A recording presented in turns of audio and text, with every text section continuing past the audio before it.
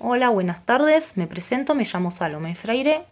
Soy alumna del Instituto 99 en Alejandro Korn. Estoy cursando mi último año del profesorado de educación primaria y en esta oportunidad voy a hablar un poco sobre los lineamientos curriculares, eh, sobre los enfoques equilibradores que mantienen estos dos diseños con los que se trabaja la enseñanza en educación primaria. En el caso de nuestra provincia de Buenos Aires tenemos el diseño curricular del año 2008 y el diseño curricular del año 2018.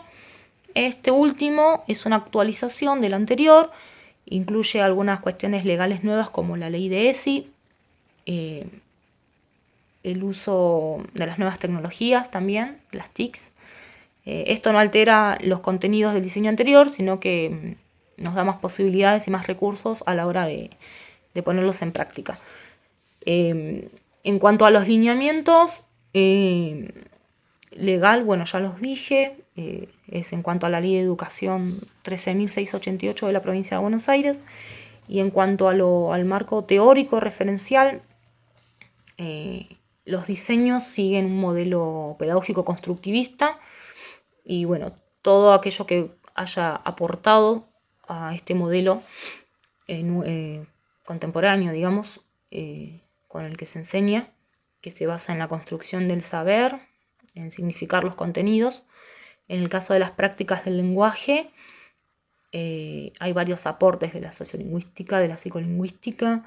Tenemos aporte de la ciencia cognitiva, por ejemplo, la teoría de los esquemas de Piaget, aportes también de la lingüística textual. Tenemos también de la sociolingüística y en la sociología tenemos aportes como el de Ausubel, ¿no? El de los aprendizajes significativos.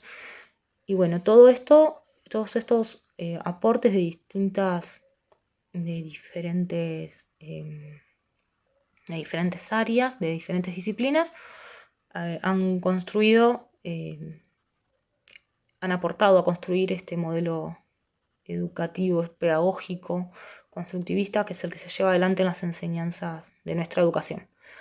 En cuanto a las prácticas del lenguaje, los aportes teóricos con los que trabaja y se maneja el diseño son aportes teóricos que hacen énfasis en lo social, ¿no? Socioculturales, en que las prácticas del lenguaje son de dominio sociocultural, no son aisladas a las prácticas sociales, tampoco son solamente abocadas a lo cultural, y también son parte de la enseñanza, ¿no? Entonces, estos dos diseños trabajan desde esas perspectivas, desde enseñar las prácticas del lenguaje con fines sociales y culturales. Somos inmersos en una cultura, aunque muchos no lo reconozcan o aunque muchos lo nieguen por no haberlo asumido como parte del día a día, ¿no? Porque a veces nos han enseñado durante tantos años que solamente pertenece al mundo cultural, quizás alguien que es académico o algún escritor famoso o cosas así, y eso reduce las prácticas de enseñanza de la lengua, de las prácticas del lenguaje, como algo que fuera reducido solamente a la función enseñante de la escuela, como si fuese algo aislado al día a día de todos. Y bueno, nuestra tarea aquí va a ser llevar adelante ese desafío, como plantea Delia Lerner, llevar adelante las prácticas del lenguaje a las prácticas sociales. Hay que enseñarle a nuestros estudiantes que las prácticas del lenguaje son algo que nos pertenece desde que nacemos, porque desde que nacemos nos hablan, desde que nacemos escuchamos, desde que nacemos vamos acumulando cosas e informaciones. No se reduce solamente a la obligatoriedad de cumplir un mérito escolar. Las prácticas del lenguaje van más allá de eso, y eso es lo que nosotros tenemos que acercarle a nuestros estudiantes. Eso es nuestro desafío, ¿no? Como dice Lerner, formar una comunidad de lectores y escritores, haciéndolos sentir que, encontrándole un sentido de pertenencia a estas prácticas y no solamente algo como que lo hago porque me lo piden en la escuela y listo. Ese es uno de los desafíos que ella menciona en su libro de Leer y Escribir en la escuela, ¿no? Lo real, lo posible y lo necesario, porque hay tantas concepciones viejas de enseñanza instaladas en la sociedad e incluso instaladas en muchas instituciones que hacen que no se pueda avanzar sobre esta cuestión de enseñar en función a lo social. Y entonces quedan aisladas las prácticas del lenguaje de la cotidianidad, del día a día fuera de las escuelas. Y eso quizás genera una brecha. Y bueno, eso es lo que hay que suplir, eso es lo que hay que saltar, lo que hay que evitar que siga pasando. Lo que pasó ya está, no. Nosotros de ahora en más tenemos que pensar en cómo vamos a hacer para que esto no siga pasando. Y bueno, Lerner habla de lo real, de lo que acontece a la parte institucional y cómo eso de algún modo infiere en no poder llevar las prácticas del lenguaje a la práctica social. Entonces, la primera tensión que ella nos nombra es la tensión ella hace una referencia al tiempo, el tiempo del saber y el tiempo de aprendizaje. La escuela está pautada por tiempos y horarios, es graduada, hay grados, hay diferentes contenidos para cada grado. Y a veces alcanzar todos esos contenidos o querer llegar con la función enseñante hace que dejemos de lado los tiempos de aprendizaje de los chicos, y cada chico tiene un proceso, un tiempo diferente al de los demás, y hay cosas que van a ser imposible poder enseñarlas si no le damos un sentido social, un sentido global a esos contenidos en poco tiempo. No, hay cosas que necesitan. Las prácticas del lenguaje es algo que nunca dejamos de aprenderlo, no es que aprendemos a leer y a escribir y ahí queda. Luego de aprender a escribir vamos a tener que ir generando sentido de cada palabra, aprender cómo se construye la palabra, cómo se construye una unidad de sentido, cómo escribimos un texto, cómo queremos expresarnos, cómo tenemos que buscar algún tipo de información, mismo recapacitar o reflexionar sobre nuestros errores y ver el error como una forma de aprendizaje y no como una barrera que nos impida seguir progresando, sino una recursividad que podamos decir, me equivoqué, a ver, voy a seguir por acá, voy a volver a intentarlo, ¿en qué me equivoqué? Todas esas cuestiones se aprenden en la escuela, pero también se aplican en la vida real de los chicos y es lo que a veces estos tiempos nos acortan, ¿no? El poder transmitirlo a lo real de ellos. Después otra de las cosas que plantea Lerner, que es otra tensión que se genera, son los recortes de los contenidos. Al ser tantos contenidos hay que recortar, hay que seleccionar. Y ya el hecho de seleccionar contenidos implica sí o sí que los recortemos, que parcelemos esas enseñanzas, y a veces hay que tener mucho cuidado en qué vamos a enseñar y qué vamos a dejar de lado o para después, porque eso puede implicar a futuro errores graves. Por ejemplo, si recorto, me quedo con ortografía y al mero capricho de las reglas ortográficas y de escribir excelente, estoy dejando de lado la construcción de sentido, de construir una oración o de construir un sentido al escribir, y eso a futuro puede generar conflictos hasta de comprensión, porque el saber escribir bien sin faltas de ortografía no equivale a poder construir sentido o a poder escribir un texto o redactar o comprender lo que estoy leyendo. Y esas fueron cuestiones que antes eran muy casuales, no casuales, eran comunes, digamos, ¿no? Estaba separada la parte literaria de la parte gramatical, perdón, y esas cuestiones han llevado a varios fracasos escolares. Entonces, el tema del recorte tiene que ser muy cauteloso. Siempre nunca dejando de lado la reflexión del lenguaje, que es uno de los ejes centrales de las prácticas de lectura y de escritura. Una reflexión sobre el lenguaje es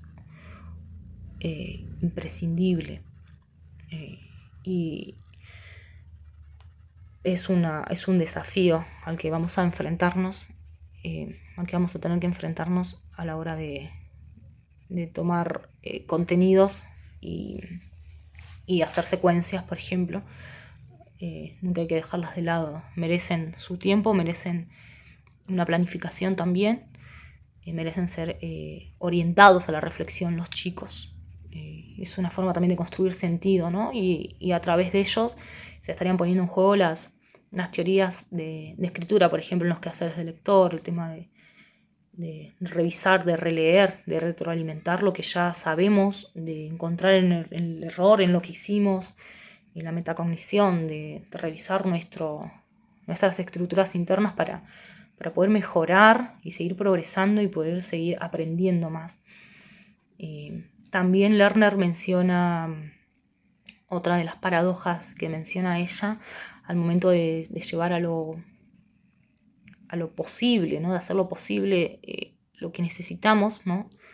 Esto de formar comunidad de lectores y escritores es el control que ejercemos como docentes. Si vamos a querer controlar todo, vamos a perder de foco el objeto de enseñanza. Y si la parte de la enseñanza, si todo hay que controlarlo, no vamos a estar dejando que los chicos sigan su proceso cognitivo de aprender y de construir su propio sentido.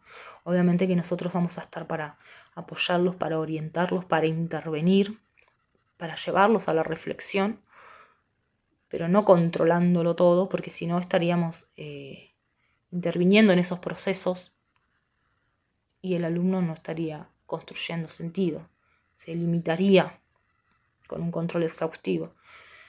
Tampoco se puede dejar de enseñar para controlar, ni tampoco podemos dejar de controlar para enseñar. La función enseñante de la escuela es también tener un propósito y tenemos que garantizar que esos contenidos que enseñamos sean aprendidos y apropiados. Entonces el control tiene que ir no por la cuestión de poder, sino tiene que ir por una cuestión de construcción, ¿no? Ayudar a controlar ciertos aspectos para mejorar, pero nunca para detenernos. Y bueno, otro aspecto que ella nombra también, otro obstáculo, es la evaluación. Tiene que ver con esto del control, ¿no? No podemos enseñar a leer para evaluar si lees bien o si lees mal. Hay que enseñar a leer para poder apropiarse de la lectura y para poder comunicarnos, ¿no? Porque leyendo también nos comunicamos. Puedo leer un mensaje, puedo recibir un mail, puedo recibir una carta y no saber interpretarla. Nos estaría jugando una mala pasada. Algo personal que me pasó una vez cuando era chica, jugando un juego, lo quiero contar porque me persiguió durante toda esta formación docente.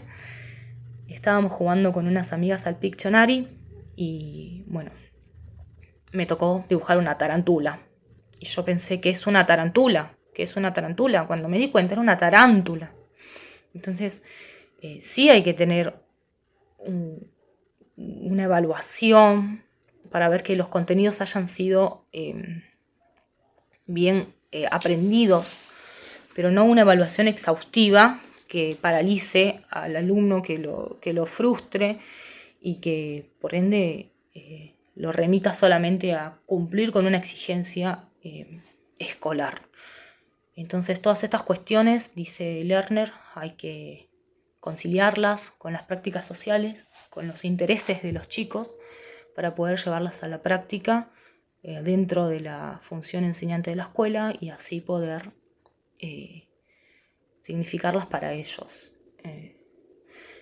Bueno, en cuanto a otros textos, por ejemplo, Kaufman también la puedo hilar con el diseño porque Kaufman habla de la organización temporal, ¿no? De organizarnos para pautar tiempos de enseñanza y de aprendizaje, para poder llevar adelante nuestras implicaciones pedagógicas adelante de una manera más fluida y que se pueda dar la enseñanza y el proceso de aprender sin acotar o sin dejar de lado contenidos o sin dejar atrás a algún chico que no llegue con esto. Los tiempos, ella nombra los tiempos y la organización como algo fundamental para poder poner en práctica los procesos de enseñanza de la lectura y de la escritura. Después, en cuanto a lo personal, puedo decir que para mi posicionamiento, cuando leía a Laura de Betach, ella me emocioné con el camino de la construcción lectora, me ha emocionado.